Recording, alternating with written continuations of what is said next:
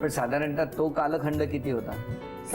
घरी सांगितल्यानंतर तणाव किंवा माझ्याकडे तर काही प्रॉब्लेम नव्हता, ह्याच्याचकडे थोडे 6 महिने जरा तणाव असेल, खूप जास्त होता. होते असेल, हो की नाही? नाही, पण त्यांनी मला कधीही एकाही शब्दाने सांगितलं नाही की माझ्याकडे प्रॉब्लेम आहेत. तो विषय वगळूनच दुसरा विषय बोलायचा. हो, पण तुम्ही भेटत होता.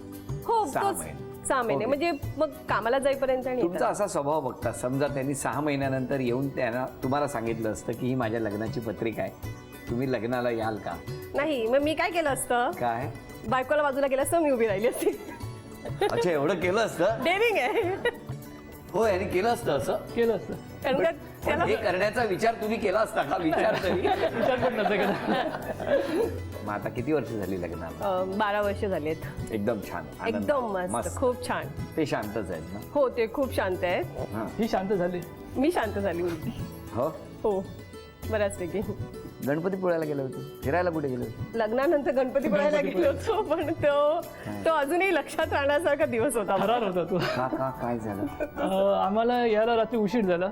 आम्ही रिक्षा बुक केलेली होती. कुठे? गणपतीपुळ्यावरून आम्ही राहायला रत्नागिरीला, म्हणजे हॉटेल रत्नागिरीला होतं, आणि गणपतीपुळ्यावरून रत्नागिरीला येत असताना रिक्षाची हेडलाईट गेली. सगळ्या टेल लाईट वगैरे सगळ्या लाईट बंद झाल्या. फक्त रिक्षा आहे आणि वरती पौर्णिमेचा चंद्र आहे. आणि त्या ह्याच्यामध्ये म्हणजे जीव मुठीत घेऊन, अरे खरं रोमॅन्टिक वातावरण, वरती चंद्र काही आहे. नाही, पाठवून येणारी गाडी, मला भीती वाटायची की कोणी आम्हाला ठोकला तर आमचा हनीमून इथेच झाला.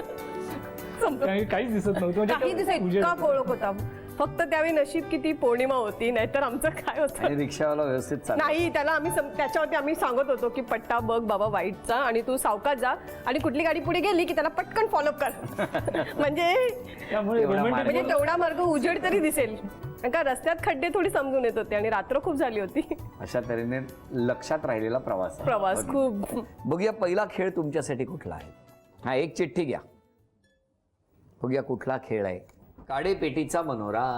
5व्या टप्प्याला 1000 रुपयाचं बक्षीस, आणि त्यानंतर जितके टप्पे होणार तितकं प्रति टप्पा 200 रुपयाचं बक्षीस तुम्हाला मिळणार. हां, वेळ सुरू झाली.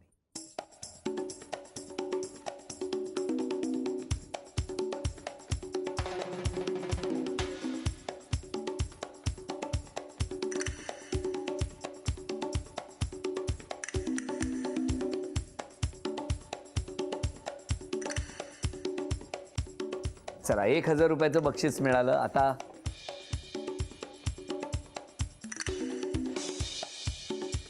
1200,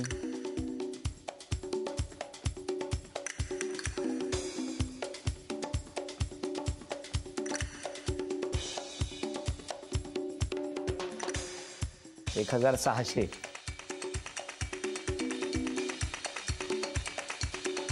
1800,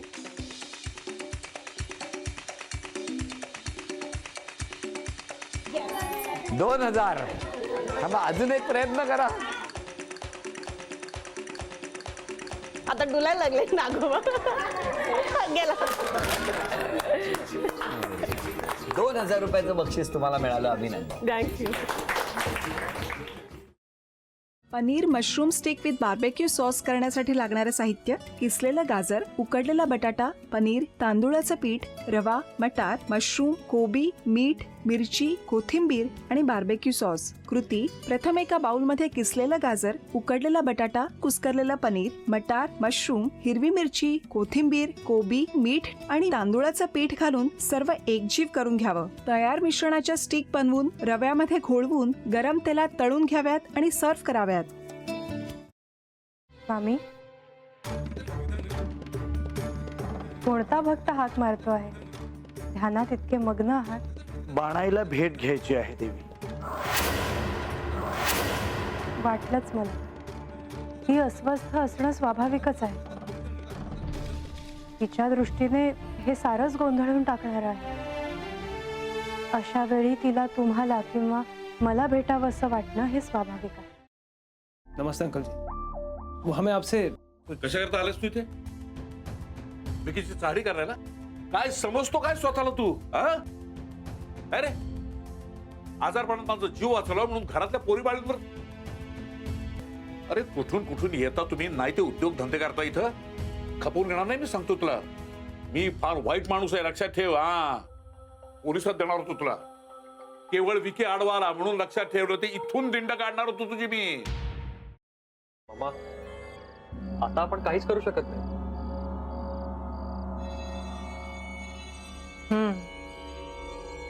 पण आर्चिस, हे असं कसं शक्य आहे?